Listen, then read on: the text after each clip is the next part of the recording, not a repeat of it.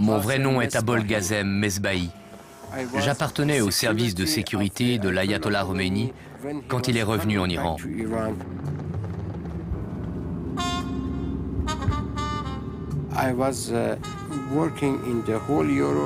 J'ai travaillé partout en Europe. Nous avions besoin d'une diplomatie secrète en Europe de l'Ouest. Et c'était mon travail. À cette époque, j'étais coordonnateur.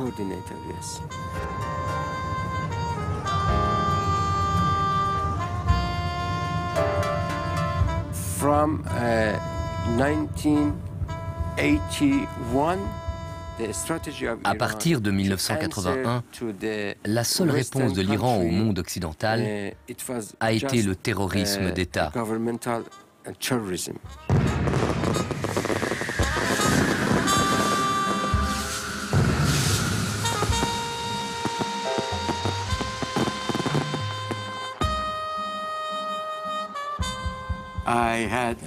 J'ai participé à de nombreuses réunions dans cette ville et j'y ai passé beaucoup de temps. Là, à l'hôtel Hilton, nous avions l'habitude de nous installer sur un balcon face au lac avec ces messieurs de la Maison Blanche ou de l'Élysée. Tout ça pour discuter et négocier. Et Genève était une bonne place pour ça? Genève était la meilleure place du monde et je pense qu'elle l'est toujours. Dans ce café, par exemple, nous avions un employé qui travaillait pour nous comme agent de renseignement.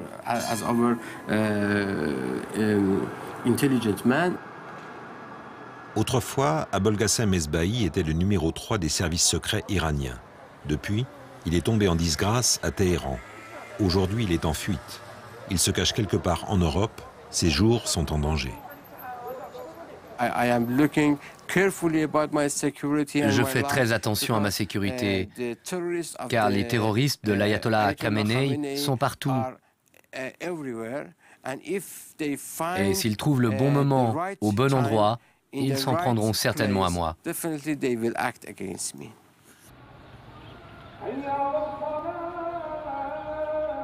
Abolghasem Mesbahi est iranien.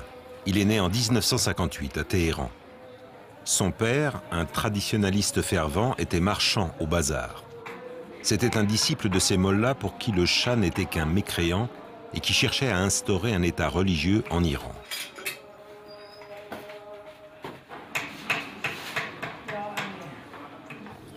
Mesbahi a été élevé dans le strict respect des préceptes de l'islam.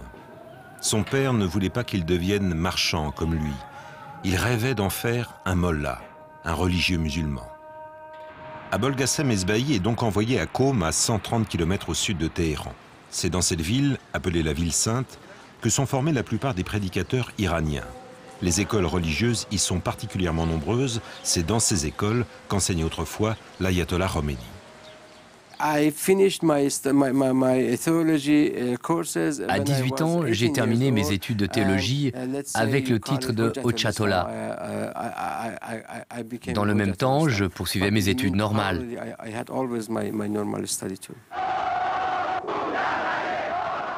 À cette époque-là, vous étiez un adepte farouche de Khomeini.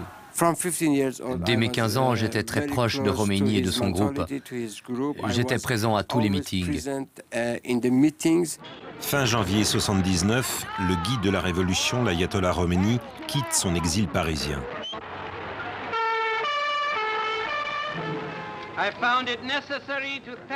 J'ai l'honneur et le devoir de remercier le gouvernement français d'avoir assuré ma sécurité et ma liberté d'expression.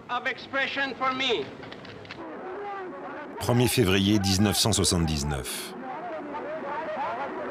L'ayatollah Khomeini arrive à Téhéran après 14 ans d'exil. Des millions d'Iraniens lui réservent un accueil triomphal.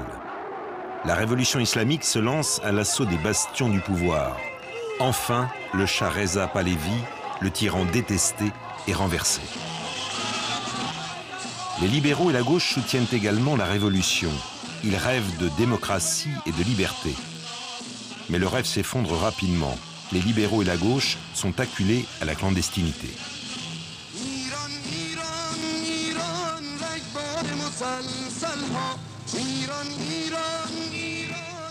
Khomeini ne tolère aucun compromis. Il proclame l'État islamique. Les mollahs ont tous les pouvoirs. Ils contrôlent l'armée, les services secrets, la justice, les médias. J'avais tout juste 20 ans et j'étais le chef de la caserne de Chamchedier, qui comptait 800 prisonniers et plus de 80 généraux. Et comment c'est possible, à 20 ans, d'être... quels étaient vos mérites? Quels étaient vos mérites?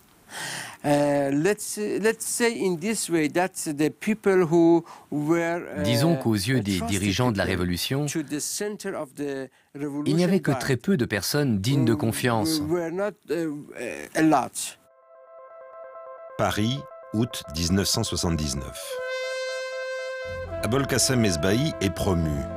Bien qu'il ne soit qu'un diplomate sans expérience, il devient le numéro 2 de l'ambassade d'Iran à Paris, à l'époque une des plus importantes représentations étrangères iraniennes. La mission de Mesbahi crée un réseau d'agents pour les services secrets iraniens. Mon activité la plus importante était la logistique.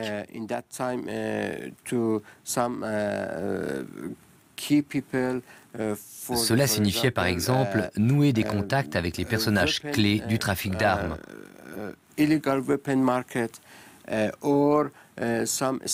L'Iran avait besoin d'équipements militaires américains, des pièces de rechange surtout. Tout cela faisait partie des activités de renseignement. J'avais un passeport diplomatique, mais je ne m'en servais pas. Pour la France, j'étais juste un étudiant. Finalement, ils ont découvert mon activité. Mai 85, Mesbahi est arrêté. Emmené sur une base militaire, il y est interrogé 5 jours durant. La France l'accuse d'espionnage et d'organisation d'attentats terroristes contre des Iraniens en exil. Ils m'ont conduit à l'aéroport Charles de Gaulle et ils m'ont mis sur un vol d'Air France à destination de Téhéran. Sans passeport, sans aucun papier.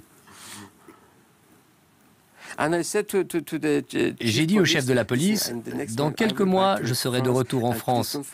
N'oubliez pas de dérouler le tapis rouge. Et c'est ce qui s'est passé. Genève, 2 semaines plus tard. L'agent Abolkasem Mesbahi choisit la paisible Genève comme nouvelle base opérationnelle. L'expulsion de France ne lui a causé aucun tort, bien au contraire. Il a encore été promu. Désormais, il est le chef des services secrets non seulement pour la France, mais pour toute l'Europe. Il utilise une bonne vieille couverture, il se fait passer pour un étudiant. J'étais un étudiant du professeur Jean Ziegler à Genève et je préparais un doctorat. Nous montrons quelques vieilles photos d'Abolkasem Mesbahi au professeur Jean Ziegler. Se souvient-il de lui? Oui, le visage me dit quelque chose, oui. Quel était le sujet de votre thèse?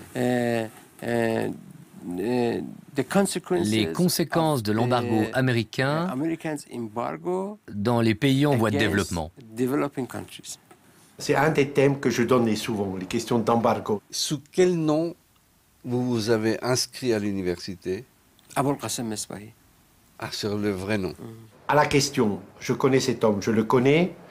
Est-ce qu'il a commencé la thèse? Où est-ce qu'elle en est? Il faut que je vois, que je regarde ça dans l'ordinateur de l'université. Enfin, j'ai aucun lien personnel avec ce personnage. Il était le chef des opérations spéciales en Europe. Quelle horreur. Et il s'est retourné et maintenant il dit tout ce qu'il sait sur l'Iran. Et il a survécu. Pour le moment. Fin septembre 1985. L'agent Mesbahi est rappelé à Téhéran.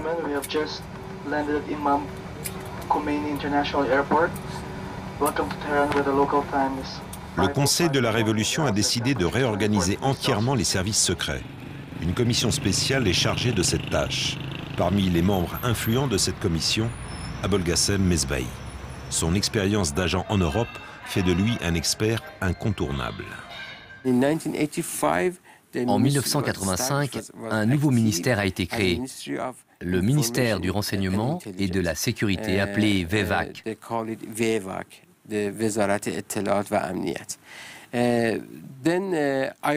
J'appartenais au groupe qui a élaboré le cahier des charges de ce ministère.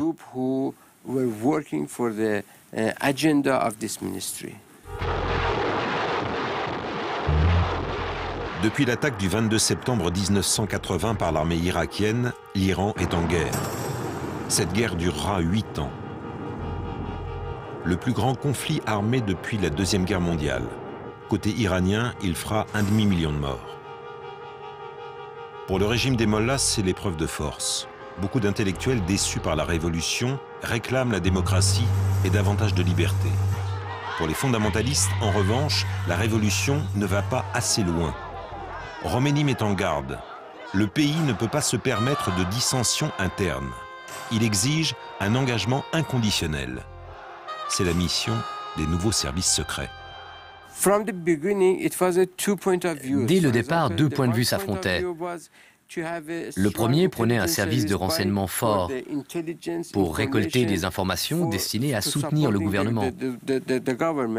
Les Pasdaran, la troupe d'élite des gardiens de la Révolution, par contre, exigent des commandos d'action pour intervenir de façon radicale contre les opposants, y compris à l'étranger. Ce sont eux qui obtiendront gain de cause. C'était la stratégie agressive. Ils exigeaient des commandos spéciaux, des activités terroristes. Hachemi Rafsanjani, à l'époque président du Parlement et commandant en chef de l'armée. Il est plus modéré. Il est opposé à l'usage de la force à l'étranger et il tente de faire obstacle aux opérations des Pasdaran. Été 1987. L'agent Mesbahi est de retour à Genève, en mission top secrète. Cette fois, c'est sur ordre d'Hachemi Rafsanjani. Il doit nouer des contacts avec des gouvernements européens et rencontrer des émissaires américains.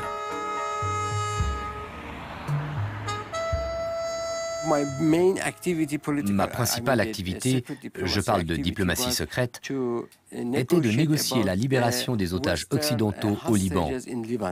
Jean-Paul Kaufmann et l'équipe d'Antenne 2 n'ont toujours pas été libérés.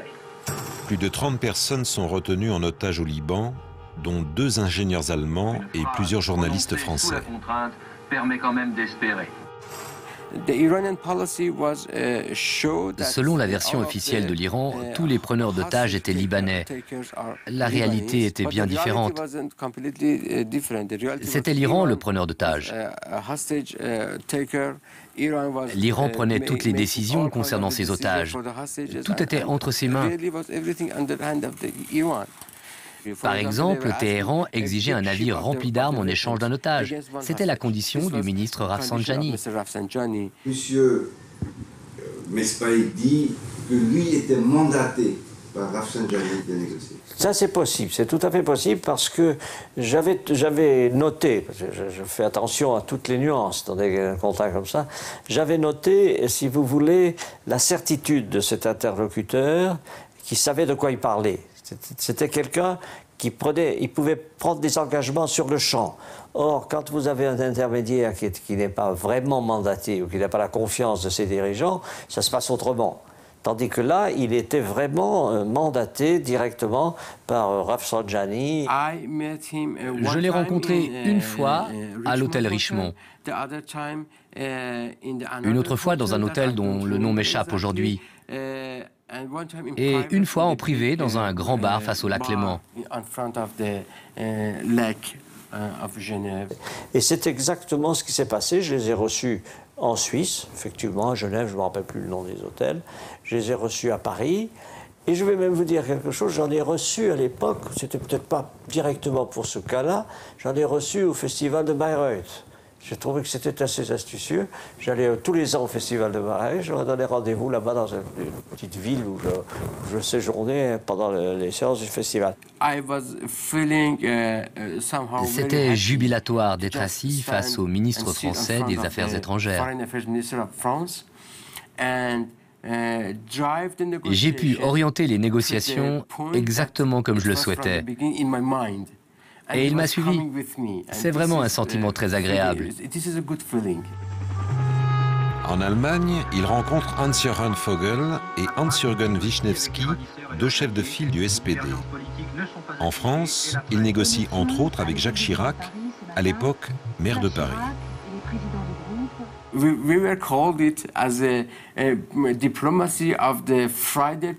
l'appelions la diplomatie des prières du vendredi. Je leur disais, OK, si vous avez des doutes, vendredi prochain, M. Rafsanjani dira telle et telle phrase dans son sermon. Ainsi, vous saurez que je suis la bonne personne. Et le vendredi, il disait évidemment les phrases convenues. Alors nous l'avons appelé la diplomatie des prières du vendredi. Fin novembre 1988, Abolgassem Esbahi rencontre l'ancien président Jimmy Carter aux États-Unis. Il m'a donné une lettre que je devais remettre à l'Ayatollah Khomeini en main propre. Immédiatement, Mesbahi s'envole pour l'Iran. Il lui faut informer ses chefs et remettre la lettre de Jimmy Carter à l'imam Khomeini. Il se réjouit déjà de revoir sa famille. Mais, à Téhéran, une grosse surprise l'attend.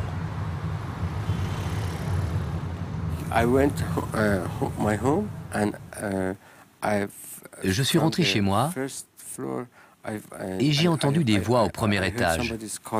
Un homme m'appelait. Je suis monté. L'homme m'a dit « Vous êtes en état d'arrestation pour des délits financiers. » J'ai dit « Ok, faites ce qui vous a été ordonné. » Et ils m'ont saisi immédiatement et ils m'ont emmené dans un véhicule, une Mercedes. Ils m'ont bandé les yeux, puis ils m'ont emmené à la prison de Tawhid.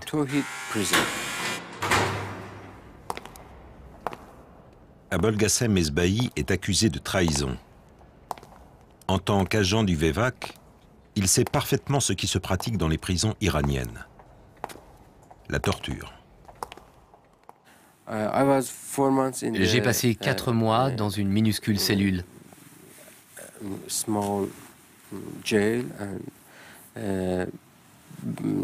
C'était une période vraiment très dure. J'ai subi une quantité d'interrogatoires, 1270 pages d'enquête, 12 heures et demie d'interrogatoires filmés. Les questions ne tournent qu'autour d'un seul sujet, ses contacts à Genève. Il prend peur. Les agents qui l'interrogent sont au courant de ses liaisons dangereuses avec la police genevoise. Effaré, Mesbahi se remémore sans cesse Genève. Qui l'a trahi? Son contact auprès de la police genevoise était-il un agent double? Il ne peut pas y croire. Mesbahi maudit la nuit où tout a commencé. C'était en automne 1986. Tout à coup, 2 policiers sont entrés dans le hall de son hôtel. Et ils m'ont montré qu'ils étaient de la police, puis ils m'ont dit « Suivez-nous ». Mesbahi est emmené au poste de police du boulevard Karl Vogt. On l'interroge une partie de la nuit. C'est le commissaire Léon Jobé qui pose les questions. Léon Jobé est le chef du groupe de renseignement. Il travaille pour la police fédérale, les services de renseignement suisses. Jobé posait les questions. J'ai été très franc avec lui, sans aucun problème. Qui êtes-vous? Je lui ai dit, vous savez qui je suis. Que faites-vous ici? Vous voyez, je suis étudiant. Léon Jobé l'accuse d'espionnage et de terrorisme. Il le menace d'expulsion. L'agent iranien l'écoute sans se laisser impressionner, puis il formule une proposition audacieuse. Je peux faire beaucoup pour vous. Asseyons-nous, discutons, puis travaillons ensemble. Donnez-moi une chance. Léon Jobé quitte la salle d'interrogatoire et appelle son chef. Quand il est revenu, il a dit « Ok, nous acceptons le principe. Restons en contact. » Et il m'a même donné un nom de code, le nom de Javier. Il conclut un pacte de non-intervention. Mesbahi peut rester à Genève. En contrepartie, il promet des informations sur ses agents. Il promet aussi qu'il n'y aura aucun attentat terroriste à Genève. C'était un véritable professionnel.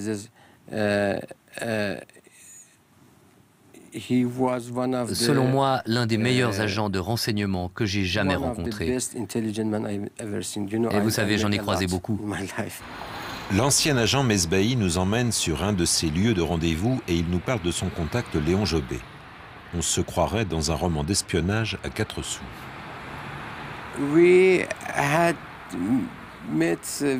Nous nous sommes rencontrés très souvent. Nous avons parlé des Iraniens à Genève, de la politique iranienne. 2 ou 3 fois, nous sommes même sortis ensemble en famille. Le concierge de cet hôtel servait de contact aux 2 agents. C'est lui qui organisait les rencontres secrètes. C'était une idée de M. Jobé d'utiliser ce monsieur. Ils se connaissaient. Évidemment, ils connaissaient aussi mon nom de code. Dans sa cellule, Mesbahi panique. Si les agents qui l'interrogent sont au courant des discussions avec Léon Jobé, il est perdu. Il sera un traître, il sera exécuté.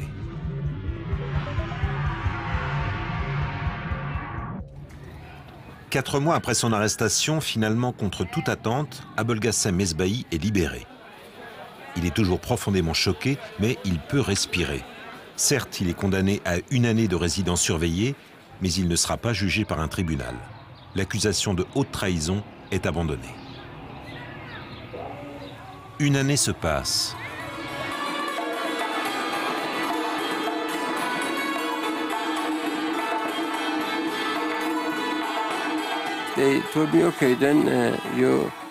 Plus tard, le VEVAC m'a autorisé à contacter d'anciens collègues, tous des ex-agents des services secrets qui travaillaient maintenant dans le secteur privé. Peu à peu, Abolgassem Mesbahi reprend une vie normale. Il devient entrepreneur. Il gère plusieurs arcades dans les plus grands bazars du pays. Finalement, il fonde une série de sociétés commerciales qui importent des machines et de l'électronique et il fait fortune. Mais quoi que Mesbahi fasse, les services secrets du VEVAC sont dans le coup. J'étais forcé d'embaucher des membres du VEVAC dans mes sociétés. Je n'avais pas le choix. Les chefs du VEVAC me disaient par exemple, « Ce monsieur sera votre secrétaire ». Ainsi, j'étais sous contrôle. Les années passent, tout semble s'arranger au mieux, quand soudain la réalité le rattrape. Sa vie prend une tournure dramatique.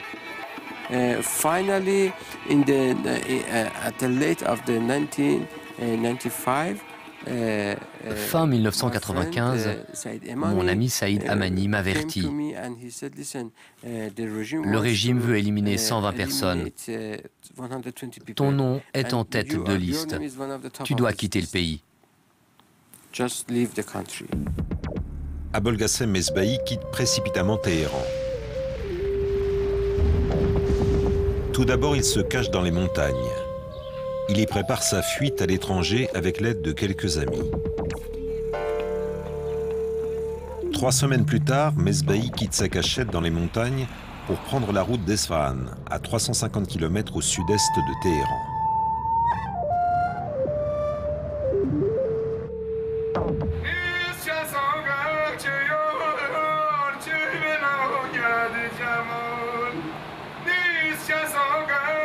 Abolgassem Mesbahi attend vainement son contact. Exceptionnellement, il passe la nuit à l'hôtel. Le moindre bruit l'angoisse. Son contact l'a-t-il trahi? Son plan de fuite a-t-il été dévoilé? Il craint d'être arrêté à nouveau. Il est convaincu que cette fois, il n'échappera pas à la torture. Un des moyens de pression en prison, c'était les cris d'enfants. La nuit, entre 2 et 3 heures du matin, on entendait les enfants crier. Ça venait d'un local qu'ils appelaient le Zira Band. ce qui signifie la salle des tortures. Lors d'un interrogatoire, s'ils n'étaient pas satisfaits des réponses, ils emmenaient les prisonniers au Ziraband. Ils les torturaient, par exemple, au moyen de gros câbles, et on les entendait hurler. C'était horrible.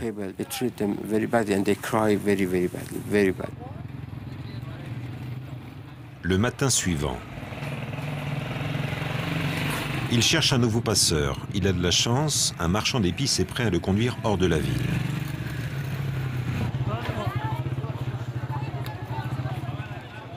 L'étape suivante, la ville du désert Yazd, fief des adeptes de Zarathustra.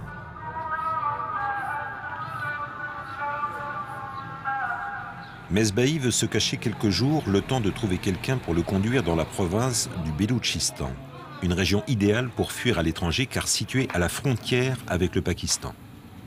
Le Beloutchistan n'est pas seulement un Eldorado des contrebandiers, mais également un sanctuaire de l'opposition. Mesbahi reprend la route. Il arrive au Beloutchistan, à l'extrême sud-est de l'Iran.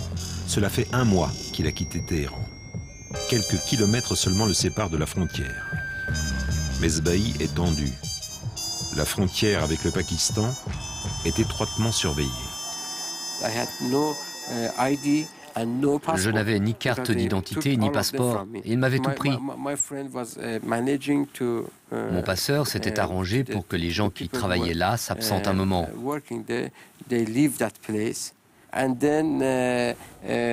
Puis j'ai traversé la frontière à pied. Il était 5 heures de l'après-midi. Enfin au Pakistan. Son passeur, un contrebandier, le conduit jusqu'au prochain arrêt de bus. À partir de là, il doit se débrouiller tout seul. Mesbahi respire, il est convaincu d'avoir fait le plus dur. Mesbahi achète d'abord quelques vêtements à un indigène. Il ne veut pas se faire remarquer car il est toujours sans papier. C'est donc déguisé en marchand pakistanais qu'il poursuit son voyage.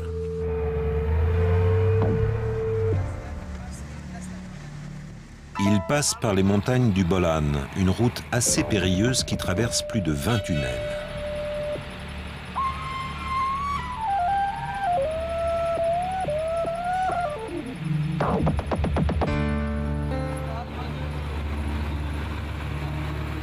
Après les montagnes du Bolan, il poursuit sa route à travers le désert de Kachi.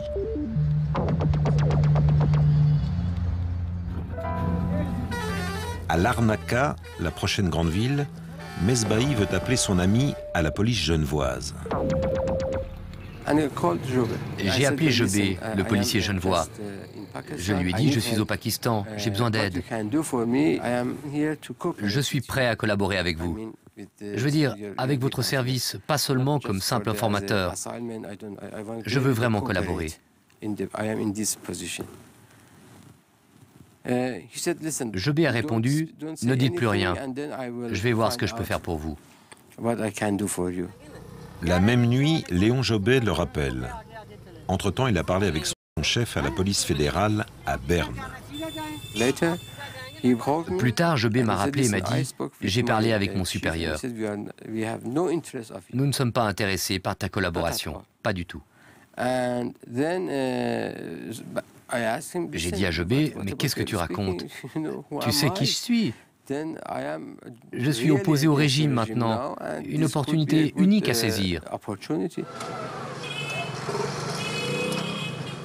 Jobé m'a dit « J'ai le même problème que toi.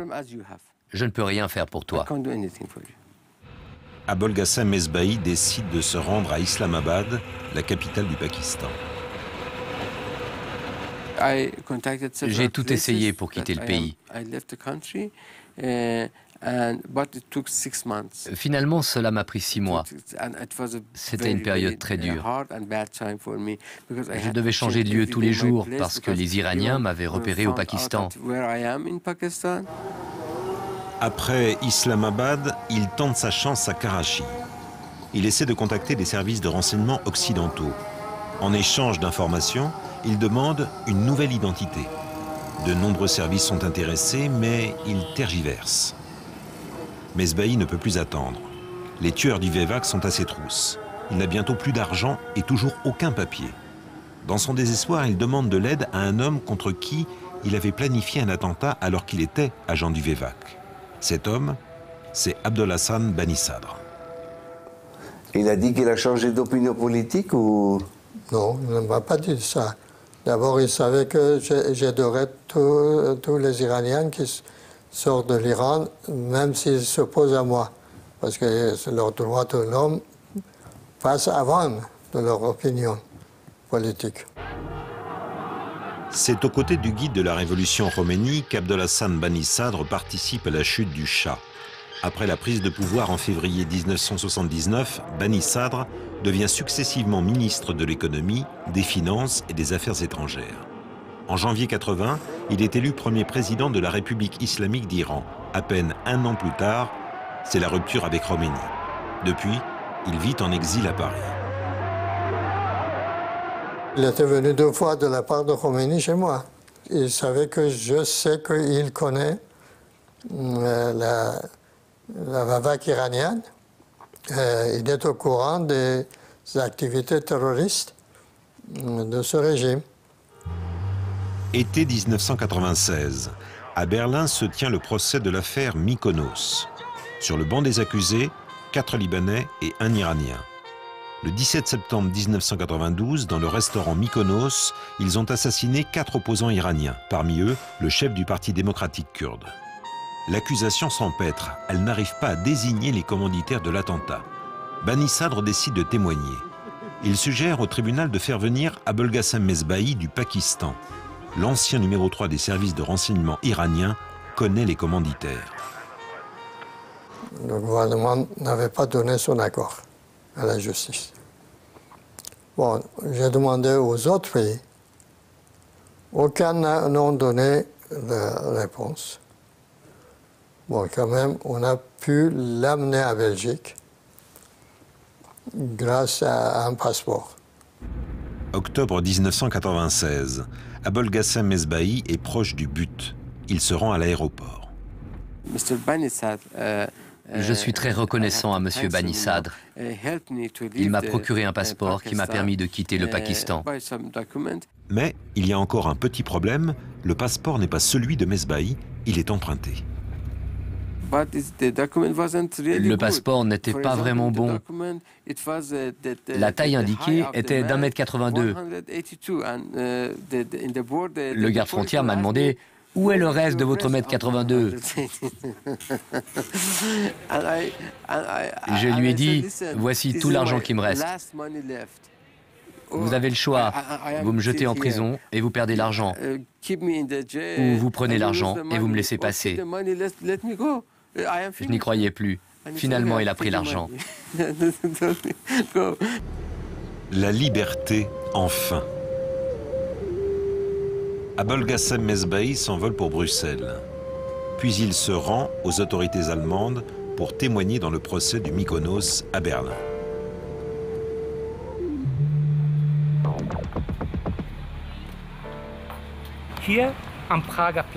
C'est ici, sur la Prager Platz à Berlin, que les tueurs ont fait leurs derniers préparatifs.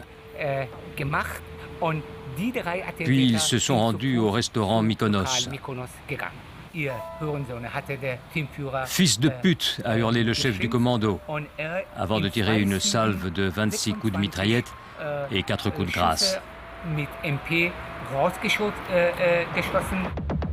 Les coups de feu sont destinés au secrétaire général du Parti démocratique kurde, Sadegh Sharafkandi, à 2 de ses collaborateurs et à son interprète, Nouri Dekordi.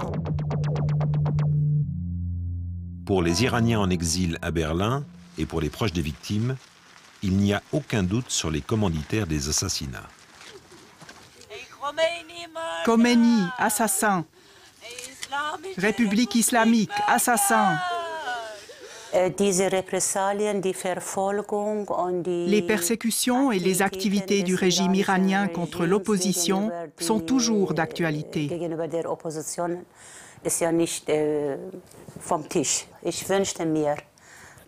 Maintenant, 18 ans après, j'aimerais bien ne plus avoir peur.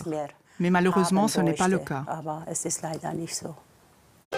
27 août 1996. Mesbahi est entendu pour la première fois à Berlin en qualité de témoin. Pour des raisons de sécurité, il ne figure que sous l'appellation de témoin C dans les actes du procès.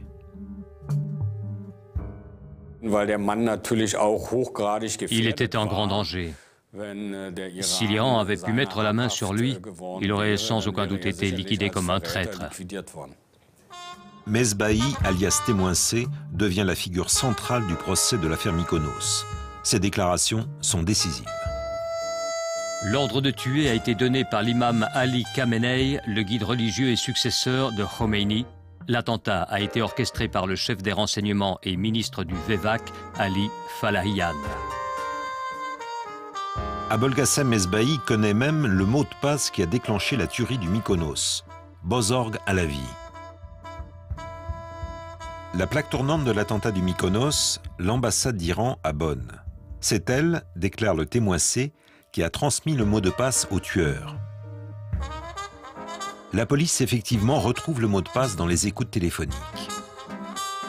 Le ministère public a évidemment vérifié ses déclarations. Il avait une excellente mémoire et ses témoignages étaient très détaillés, y compris sur ses séjours en Suisse. Il s'est avéré que ces déclarations étaient irréfutables. 14 septembre 1997. Le tribunal de Berlin rend son jugement. Le gouvernement iranien et le guide religieux sont condamnés en tant que commanditaires du massacre du restaurant Mykonos.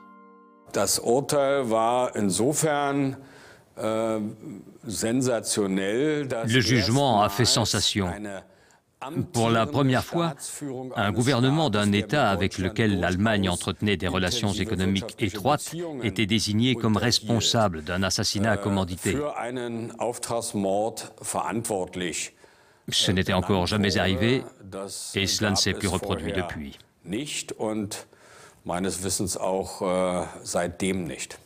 Après le procès du Mykonos, le témoin C est interrogé par les services de police et de renseignement de nombreux pays, dont la Suisse.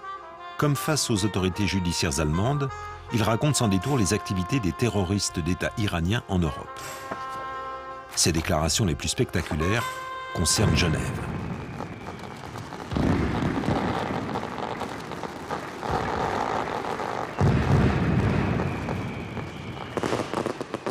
Nous sommes avec le témoin C, alias Abolgassem Mesbahi.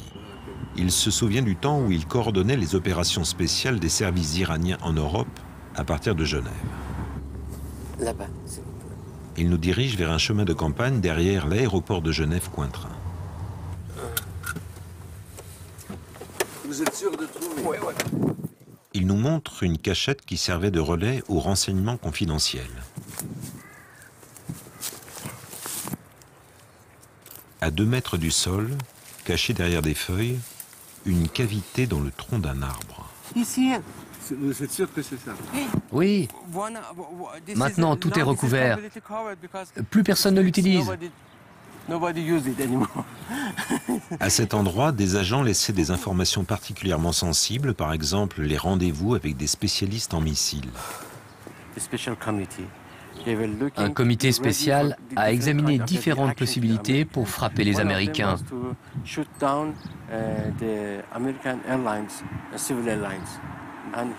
Il y avait un projet d'abattre un avion de ligne. Cet endroit était favorable, car à l'époque, il n'y avait pas d'installation de sécurité autour de l'aéroport. On a parlé ouvertement d'utiliser des missiles Stinger. À partir d'ici, il voulait abattre un avion de ligne américain. Un Stinger, qui est aussi appelé fusée antiaérienne individuelle, pèse moins de 20 kg et peut être actionné par un seul homme. Nous cherchions un vendeur. Finalement, des Brésiliens étaient d'accord de le livrer. À l'époque où Mesbahi était agent du VEVAC, les services iraniens utilisaient Genève comme centre de commandement. C'est d'ici qu'ils envoyaient les commandos de tueurs et de terroristes. Londres, décembre 79, un exilé iranien est victime d'un attentat à la bombe. Vienne, juillet 89, attentat sur le leader kurde Abdulrahman Gassemlou. Paris, août 91, des agents du VEVAC assassinent l'ancien Premier ministre iranien Shapour Bakhtiar. Est-ce qu'on a une idée combien de personnes ont été liquidées de cette manière? Nous avons fait une liste de presque 500 personnes. En Occident, aux États-Unis, en Europe et Moyen-Orient. Quelques-uns à l'intérieur de l'Iran. Peut-être plus. Des attentats sont aussi perpétrés à Genève, malgré les accords de non-intervention entre les services iraniens et la police genevoise. 10 août 1987, Ahmad Moradi et sa femme Sarah se promènent sur les quais. Ahmad était pilote dans l'armée de l'air iranienne. En pleine guerre Iran-Irak, il a déserté. Il s'est enfui à Bagdad aux commandes d'un jet de combat flambant neuf, un F-14. Il y a quelques mois, Ahmad, sa femme et leurs 2 enfants ont obtenu l'asile politique à Genève. Il est près de 21h. Ahmad et sa femme s'apprêtent à rentrer chez eux. 2 hommes les suivent. Soudain, des coups de feu éclatent.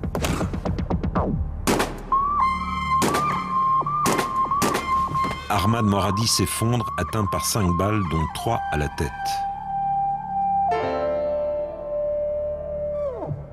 Les 2 assassins s'enfuient en direction du lac, disparaissent dans la nuit. Malgré des indications précises de plusieurs témoins oculaires, ils ne seront jamais arrêtés. L'agent du VEVAC Mesbahi était opposé à cet attentat à Genève, car il violait l'accord de non-intervention conclu avec la police genevoise. Mais cette fois, Mesbahi n'a pas pu convaincre Téhéran. Les armes, ils venaient d'où? Pour l'attentat contre le pilote, ils les ont amenés d'Italie. Ces attentats ont-ils toujours été commandités par l'Iran? Oui, on sait notamment qui est le chef du commando. J'avais rencontré un des membres du commando à plusieurs reprises en Iran. Nous avions même des relations amicales. Interrogé en tant que témoin par des fonctionnaires de la police fédérale suisse, l'ancien agent Mesbahi se livre. J'avais averti Léon Jobé, mon contact auprès de la police genevoise, de cet attentat. Je lui avais même donné les noms des tueurs. C'est pour Jobé que je m'étais renseigné sur ces noms. Le groupe antiterroriste à Genève, ils sont venus me voir pratiquement 10 jours avant l'assassinat de sa pilote pour me dire que j'étais sur une liste qui voulait m'assassiner. Alors j'ai dû partir. Fereydoun Azam Zanganeh vit depuis plus de 30 ans en exil à Genève. Il déteste le régime des mollahs. Mon arrière-grand-père était premier ministre de Perse et mon grand-père était gouverneur de l'ouest d'Iran.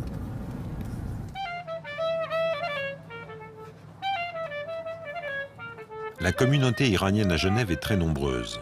Des persécutés de l'époque du Shah, des pourchassés par le régime des mollahs. L'assassinat du pilote les a troublés. Ils ont peur.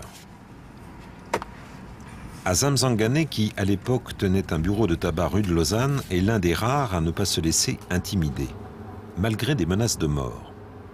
Son kiosque, lieu de rencontre des opposants au régime, vend des publications qui dénoncent les tortures et les exécutions en Iran.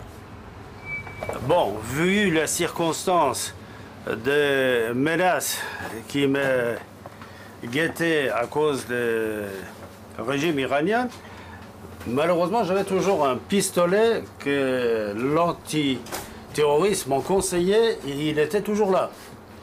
Pour que si au cas on va m'agresser, je peux me défendre. Le village vaudois de Tannay, à 15 minutes en voiture de Genève. 24 avril 1990. Un opposant au régime iranien est à nouveau assassiné. Il s'appelle Kazem Radjavi.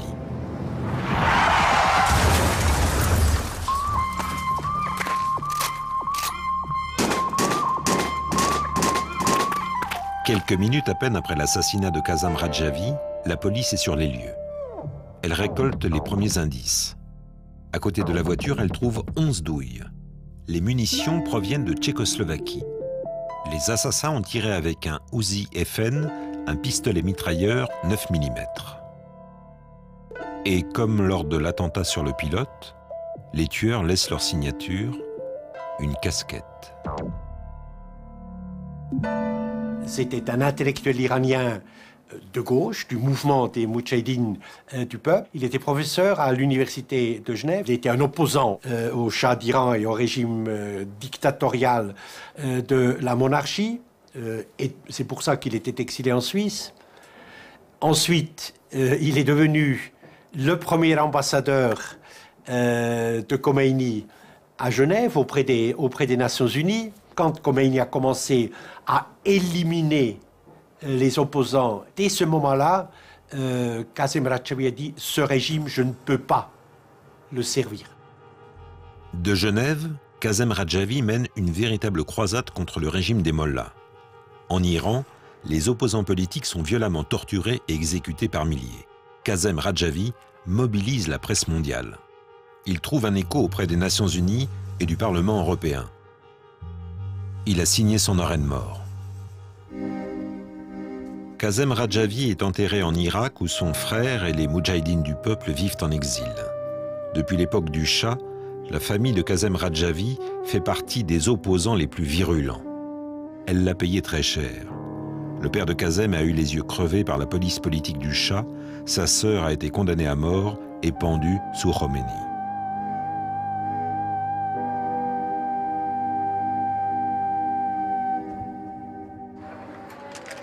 Genève. Le café Les Pyramides dans le quartier des Pâquis. Parmi les habitués, Mostafa Soleiman, érudit de l'islam et ancien fidèle des frères musulmans en Égypte. De 1984 à 1989, il est secrétaire particulier du consul général d'Iran. Témoin des activités terroristes, il a perdu son emploi pour avoir refusé de participer à un attentat. Nous sommes 4 personnes dans le consulat. Le consul, le secrétaire, le vice-consul, le chauffeur et moi. Qui est-ce qui s'occupait du courrier diplomatique? Moi, avec le chauffeur, je vais à l'aéroport. Il y a 2 valises. Une valise pour le consul, pour les choses du consulat, les trucs comme ça. Et une autre valise, il y a des choses que moi je commande, les livres, les journaux, les choses culturelles. Même j'ai enseigné l'arabe pour toute l'équipe du consulat ou l'ambassade. Je donne une leçon par semaine, une fois par semaine, langue arabe. Au cours de notre enquête, nous sommes tombés sur un rapport concernant les activités terroristes des diplomates iraniens à Genève. Son auteur, un collaborateur de la mission iranienne auprès des Nations Unies. Selon ce rapport, le consul général iranien était directement impliqué dans la préparation des attentats à Genève. Le consul général, c'est un de plusieurs personnes qui commandent ça. Il y a quelqu'un d'autre. Le consul général avait recruté des jeunes gens. Certains ont été envoyés à Téhéran afin de suivre un entraînement pour exécuter des actes terroristes en Europe, surtout en France. Ah bien sûr, pourquoi? Ça veut dire pourquoi? Pourquoi quelqu'un travaillait pour l'Iran? Politique, ou propagande, ou militaire, ou espionnage, ou comme ça. Lui, il achète les gens pour travailler pour l'Iran, oui. Selon ce rapport, la résidence de l'ambassadeur auprès des Nations Unies à Genève était réservée aux membres du Hezbollah ou à d'autres éléments que des services de renseignement chargés d'opérations terroristes. Les grenades et autres armes étaient transférées par valise diplomatique. Ils mettaient les boîtes de caviar avec les explosifs. Monsieur Garbelli, non, s'il vous plaît, on ne touche pas ça. C'est trop risqué. Non, on ne touche pas ça. Non, c'est pas la peine. Non, mais franchement, est-ce que c'est dangereux pour vous? Si.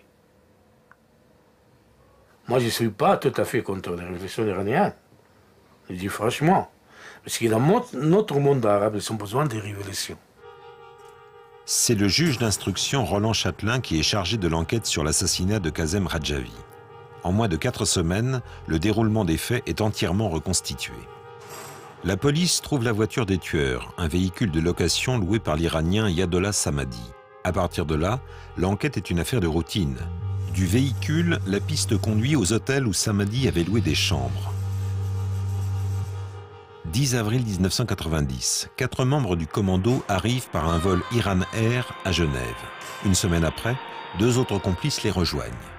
Les listes des passagers de l'aéroport le confirment. L'assassinat de Radjavi avait été préparé de longue date. Apparemment, les assassins sont sûrs de ne rien avoir à craindre de la police. Ils ne se donnent même pas la peine d'effacer leurs traces. Dans les 10 jours qui ont précédé l'assassinat de Radjavi, le chef du commando est flashé 12 fois pour vitesse excessive, toujours sur le trajet Genève-Tannay où habite Radjavi. La police ne l'inquiète pas. L'inaction de la police a de quoi surprendre, car Mesbahi et un employé de la mission iranienne avaient informé la police des projets d'attentat contre Radjavi. Nous nous adressons à la police genevoise, elle ne souhaite pas s'exprimer. Disons que les autorités, de toute évidence, savaient qu'il y avait des possibilités d'attentat à l'encontre de Kazem. Ça, de toute façon, ça, c'est vrai qu'elle le savait. Donc, est-ce que toutes les précautions ont été prises pour disons, préserver sa vie? Manifestement, non. Il se sentait menacé. Il m'a demandé de demander à M. Lebas, chef du département de justice et police de Lausanne, d'organiser une protection personnelle. C'est ce que j'ai fait. Je dois constater que Kazem a été abattu dans sa voiture, circulant sur une route vaudoise, sans qu'il y ait eu la moindre protection. Des années passent. L'enquête piétine. Le juge Châtelain ne peut pas clore le dossier. Certes, il connaît le déroulement des faits et même les noms des tueurs. Mais, pour une accusation, il manque toujours des réponses à des questions cruciales. Qui sont les commanditaires de l'attentat? Qui a tiré les coups mortels? Et à un moment donné, le juge Châtelain était visiblement découragé et il évoquait la possibilité de classer l'affaire. Donc, en disant, voilà, j'ai fait tout ce que je pouvais, mais je ne peux pas instruire davantage. Janvier 1997. Tout à coup, l'enquête s'anime. Le juge Châtelain peut interroger le transfuge iranien Mesbahi en Allemagne. Mesbahi sait qui sont les commanditaires. Le président du Parlement Rafsanjani et le chef des services de renseignement Ali Falarian. Et il connaît même le nom des 2 tueurs, Yadollah Samadi et Ali Kamali. Puis le témoin C fait une déclaration fracassante. Il y a une taupe au sein de la police genevoise, une femme. Elle a espionné Kazem Radjavi pour le compte des services iraniens. Sans hésiter, Mesbahi identifie l'espionne. C'est la fonctionnaire de police, FS. Qu'est-ce que vous savez de cette coopération avec cette femme? Je sais des tas de choses. À cette époque, j'étais en Iran et j'avais accès à son dossier. Et dans le cas de Radjavi, vous avez une idée de ce qu'elle a donné? Le plan complet de la maison, le dispositif de sécurité et des photos.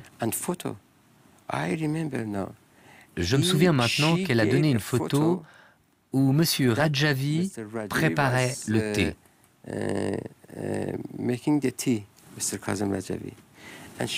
Elle devait être vraiment très près pour prendre cette photo. J'ai vu cette photo. Est-ce que l'Iran a payé pour les informations qu'elle a reçues de la femme? Absolument.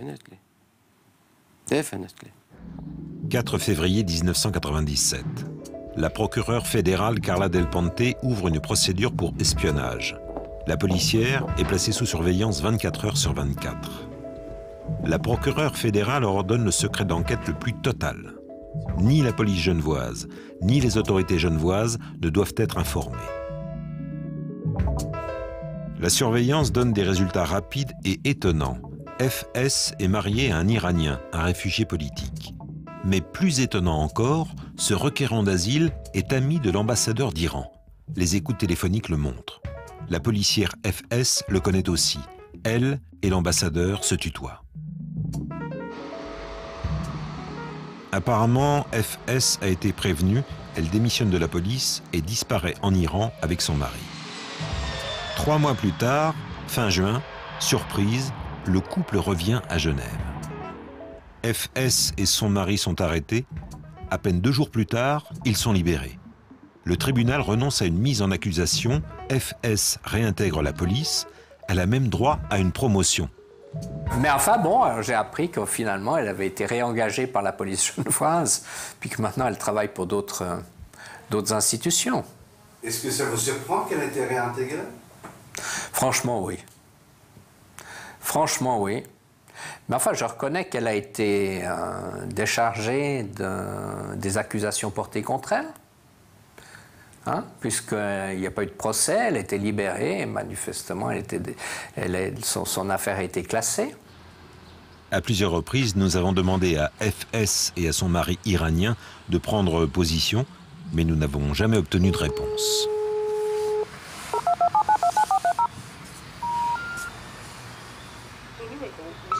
Ils n'habitent plus à Genève. Nous les retrouvons dans une petite ville du canton de Vaud. Entre-temps, FS a quitté la police en tout bien tout honneur. Elle travaille désormais comme conseillère en sécurité auprès des Nations Unies.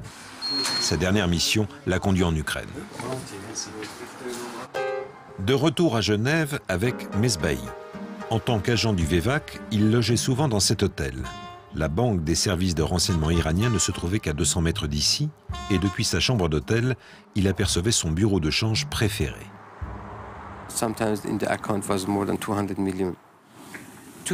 À certains moments, il y avait plus de 200 millions de dollars sur le compte. C'était pour acheter des armes illégalement, mais aussi pour payer nos sources, des gens influents qui travaillaient pour nous, mais aussi pour payer des commandos qui exécutaient des opérations. Lorsque je dis opération, cela veut dire activité terroriste.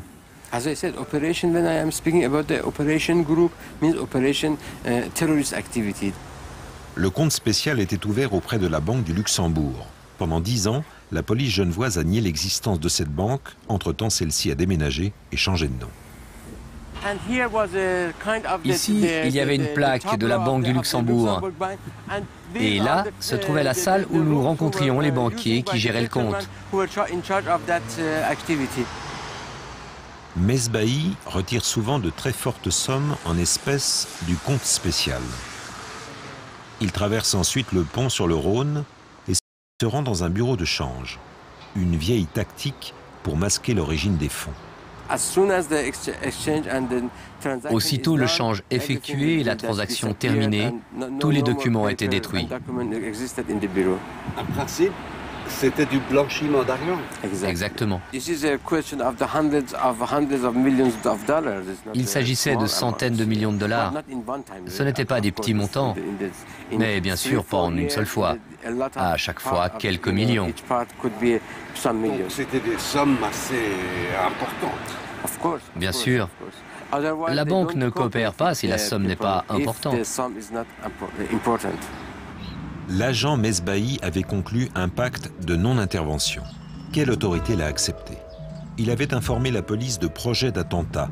Il avait mentionné le compte spécial, fort de plus de 200 millions, prévu pour financer des opérations d'espionnage et de terrorisme. Pourquoi ni la police, ni la justice ne sont-elles intervenues? Cela fait plusieurs mois que nous demandons des interviews et des prises de position aux autorités. Nous n'essuyons que des refus. Nous effectuons une ultime tentative. Nous nous adressons une fois encore au procureur général genevois Daniel Zappelli. Question. Pourquoi la justice ne s'est-elle pas intéressée aux 200 millions de dollars destinés au terrorisme et à l'espionnage? Pourquoi n'y a-t-il pas eu d'enquête pour blanchiment? Le procureur général se tait. Il ne répond ni à nos courriers, ni à nos courriels. Nous nous rendons à l'hôtel de police. Nous souhaitons parler à Léon Jobé, mais il ne fait plus partie de la police. En 1997, il a été condamné pour espionnage dans une autre affaire et exclu de la police. Depuis, il est introuvable. Nous nous adressons à la chef de la police, Monica Bonfanti. Question, Léon Jobé était-il autorisé à conclure un accord avec les services de renseignement iraniens? La chef de la police refuse toute interview. Réponse de son service.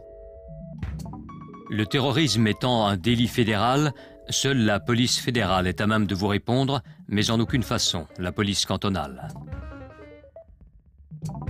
Nous nous adressons à la FEDPOL, la police fédérale à Berne. En pure perte, la FEDPOL n'est pas davantage compétente. Réponse de son service. À l'époque, la BUPO, la police fédérale, dépendait du ministère public de la Confédération. Nous nous adressons donc au porte-parole du ministère public de la Confédération et demandons une interview. Nouveau refus. Mais nous obtenons enfin la raison pour laquelle ni la police ni la justice ne sont intervenus contre les actions terroristes de l'Iran. Dans de tels cas, c'est le Conseil fédéral qui décide d'une action en justice. En clair, c'est le Conseil fédéral qui a muselé la police et la justice.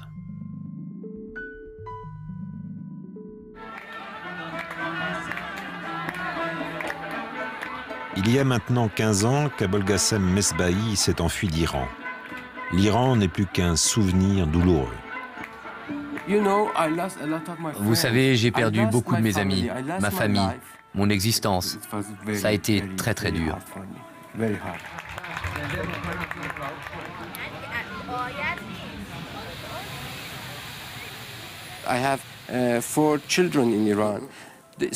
J'ai 4 enfants en Iran et ils n'ont toujours pas le droit de me contacter. Même ma vieille mère n'est pas autorisée à me parler.